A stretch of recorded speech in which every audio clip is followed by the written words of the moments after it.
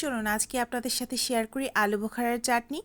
প্রথমেই আলু বোখারাগুলোকে আমরা অল্প একটু পানিতে 2 ঘন্টা ভিজিয়ে রাখবো। তারপর একটি কড়াইয়ে পরিমাণ মতো সয়াবিন তেল নিয়ে তাতে 2 টুকরো দারচিনি এবং আধা চা চামচ আদা বাটা দিয়ে দেব। এবার এটাকে তেলের সাথে ভালো করে ভুনে নেব। তারপর এর মধ্যে দিয়ে দেব সেই যে 2 ঘন্টা ভিজিয়ে রেখেছিলাম আলু বোখারাগুলো, সেগুলো বাজার থেকে যখন আপনারা আলু বোখারা কিনবেন তখন আপনারা দেখে কিনবেন যেন এগুলো কালো না থাকে।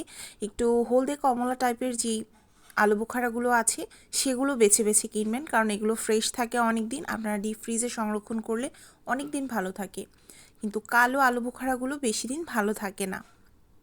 এ পর্যায়ে 4/3 অংশ একটি কাপের পরিমাণ সিরকা দিয়ে দিচ্ছি এর মধ্যে। সিরকাটা দিয়ে এই আলু বোখারার সাথে এটাকে কিছুক্ষণ বলক আসা পর্যন্ত আমরা অপেক্ষা করব। তারপর এটাতে দিয়ে দেব আধা চা চামচ পরিমাণ মরিচের গুঁড়ো, লাল মরিচের গুঁড়ো।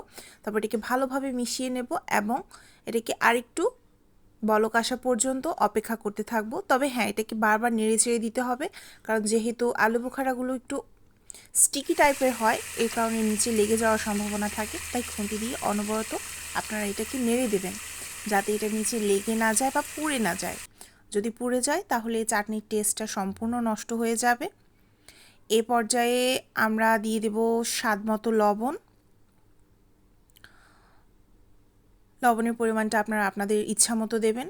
আধা কাপ চিনি দিয়ে দিচ্ছি, সেটাও আপনাদের স্বাদ মতো। আপনারা যদি বেশি মিষ্টি খেতে পছন্দ করেন তাহলে আরেকটু চিনি দিবেন, বা কম মিষ্টি খেতে পছন্দ করলে আরেকটু কম দেবেন। এটা সম্পূর্ণই আপনাদের টেস্ট বাডের ওপর নির্ভর করছে। এ পর্যায়ে তেঁতুলের কাঠ দিয়ে দেব আধা কাপ পরিমাণ। এই তেঁতুলটাকে আমরা আগে পানির মধ্যে ভিজিয়ে গুলে রেখেছিলাম, সেই তেঁতুলের কাঠটাই বিচি ছাড়িয়ে এখানে আমরা দিয়ে দিচ্ছি।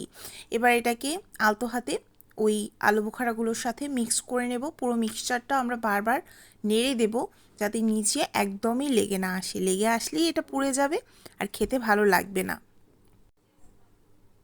এই যে এগুলো একদম লাল লাল হয়ে এসেছে, প্রায় হয়ে এসেছে। এ পর্যায়ে আপনারা একটু বারবার করে নেড়ে চেড়ে দেবেন, কারণ যখন এটা ঘন হয়ে আসে লেগে যাওয়ার সম্ভাবনাটা আরও বেশি থাকে। কালারটা দেখুন, এটা কিন্তু হয়ে এসেছে। একদম শেষ পর্যায়ের দিকের ক্লিপস এটা। এই যে আমরা চাটনিটাকে সার্ভ করে নিলাম। দেখুন এটা দেখতে কতটা সুন্দর হয়েছে, কতটা লোভনীয় হয়েছে। আপনারা সবাই এই রেসিপিটা ফলো করে একদিন বাসায় আলু বোখারার চাটনি তৈরি করে দেখবেন।